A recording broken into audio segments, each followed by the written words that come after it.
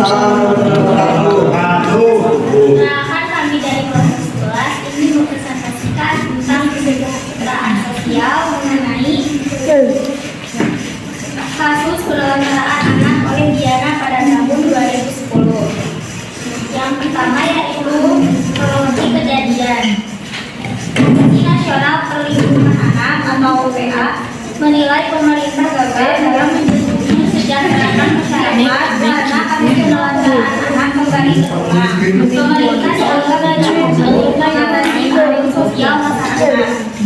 Penelantaraan anak terus meningkat dari tahun ke tahun. Komnas PA mencatat di tahun 2010 di wilayah Jakarta terdapat sedikitnya 38 anak yang ditelantarkan orang tuanya, sementara di tahun 2010 sudah tercatat 7 anak yang ditelantarkan. Mereka adalah 3 anak yang ditelantarkan Diana di rumahnya, Magelang, dan 4 anak yang ditelantarkan di rumahnya Depok. Dengan alasan yang sama, sang ibu telah meninggalkan anaknya dengan dalih hendak mencari nafkah sampai anak-anaknya mengambil, kata Ari. Hal ini pula yang memicu meningkatnya anak jalanan di kota. Kurangnya perhatian pemerintah dan peran orang tua menyebabkan anak-anak turun ke jalan untuk mencari nafkah. Secara karena dieksploitasi orang tuanya tidak mampu memberikan perlindungan terhadap anak-anaknya. Lebih jauh, Anies mengatakan pihaknya akan berupaya mengevakuasi ketiga anak Diana jika memang terbukti orang tuanya menelantarkan mereka, hingga akan kembali ambil mereka untuk dititipkan di rumah perlindungan anak. Namun setelah Diana ditangkap polisi karena diduga telah menelantarkan 3 anaknya selama 5 hari di kontrakannya di Tangerang, Banten, akhirnya Diana dan ketiga anaknya ditampung di panti sosial Kedoya, Jakarta. Kasus ini terungkap setelah tetangga mendengar suara bocah menangis kepada tetangga. Diana mengaku pergi bekerja dan telah menitipkan anaknya kepada suaminya. Leri, maka dari itu polisi sedang memburu Leri dan tidak menetapkan Diana sebagai tersangka. Komisi Nasional Perlindungan Anak menilai kejadian ini sebagai potret gagalnya pemerintah memerangi kemiskinan. Pasal yang berkaitan dalam kasus tersebut. Yang pertama, hal ini sejalan dengan pasal 34 Undang-Undang Dasar 1945. Khususnya ayat 1 yang menyebutkan bahwa fakir miskin adalah anak yang terlantar diberikan oleh negara. Ini menjelaskan kewajiban pemerintah untuk menyediakan perlindungan dan dukungan bagi kelompok-kelompok yang membutuhkan. Dalam kasus ini diwujudkan dengan Diana dan ketiga anaknya yang dipaksa di sosial budaya Jakarta. Kedua, pasal 1 Undang-Undang 2 tahun 2009 tentang kesejahteraan sosial.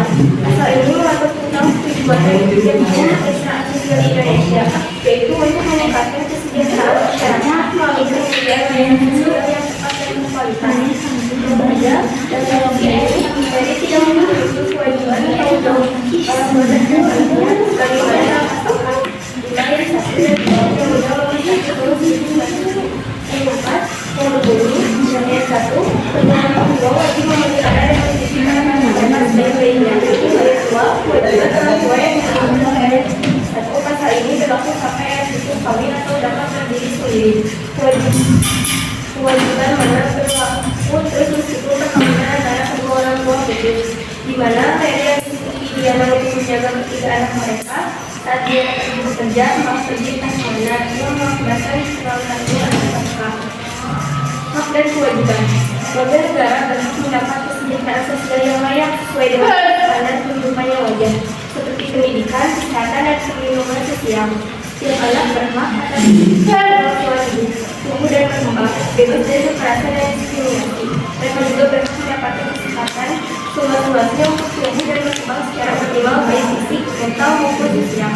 Pemerintah berkewajiban untuk merencanakan dan melaksanakan kebijakan yang efektif dan efisien untuk meningkatkan kesejahteraan sosial serta melakukan evaluasi dan perbaikan yang diperlukan.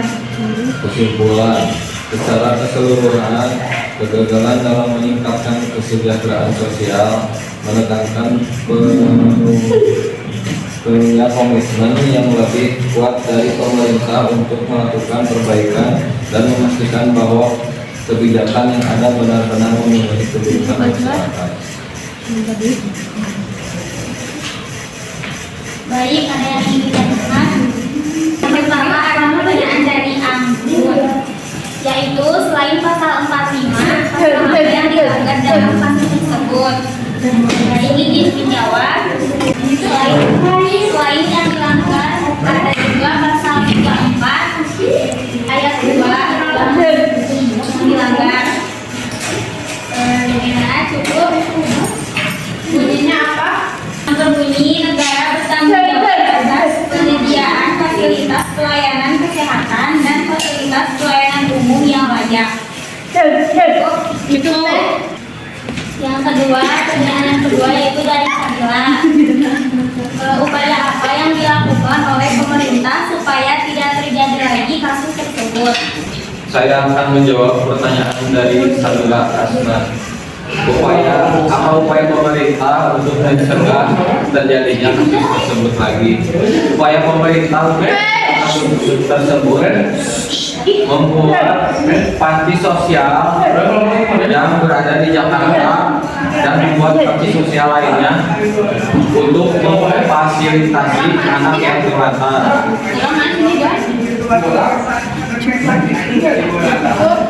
Ketiga, pertanyaan dari Aika yaitu apa saja hak-hak jadi aktivitas kedua ya.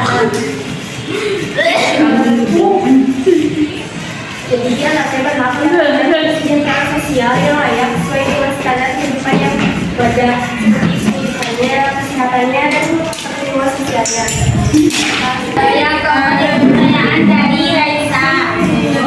Di kemanakah anak yang ditelantarkan? Biasanya anak yang ditelantarkan itu di ke panti asuhan atau dijauh panti asuhan sosial pemerintah